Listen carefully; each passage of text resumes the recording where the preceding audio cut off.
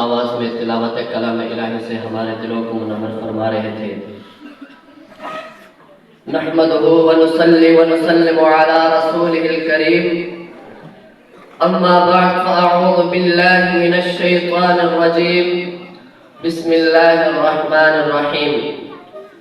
میرے محترم اساتذہ کرام اور میرے مدارس کے ہم سفر ساتھیوں اور اس پروگرام میں آئے ہوئے مہمانان گرامی، السلام علیکم ورحمۃ اللہ وبرکاتہ۔ دنیا کی کتابوں میں قرآن چمکتا ہے، دنیا کی کتابوں میں قرآن چمکتا ہے، قرآن میں اللہ کا فرمان چمکتا ہے۔ عادت بنا لے جو بھی تلاوت قرآن کی، عادت بنا لے جو بھی تلاوت قرآن کی، اللہ کی نظروں میں وہ انسان چمکتا ہے۔ سامعین محترم، قرآن مجید وہ عظیم کتاب ہے جو اس کے دامن میں آتا ہے وہ عظمت پاتا ہے، وہ بلندیاں پاتا ہے۔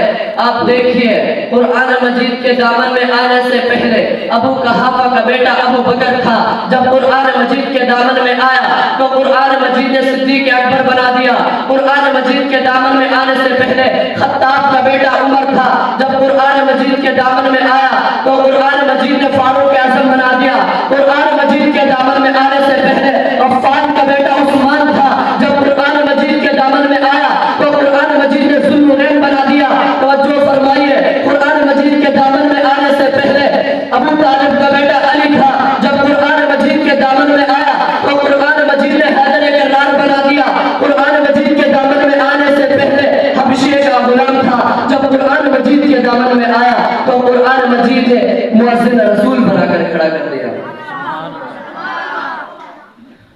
ابھی میں تلاوت کلام الہی کے لیے دعوت دیتا ہوں جامعہ دارالعلوم پسوالہ چنو بوجھا کے طالب علم حافظ زین اللہ صاحب کو کہ وہ اسٹیج پر تشریف لائے اور اپنے خوبصورت آواز سے تلاوت کلام الہی پیش کریں۔ تشریف لاتے ہیں جامعہ دارالعلوم پسوالہ چنو بوجھا کے طالب علم حافظ زین اللہ صاحب۔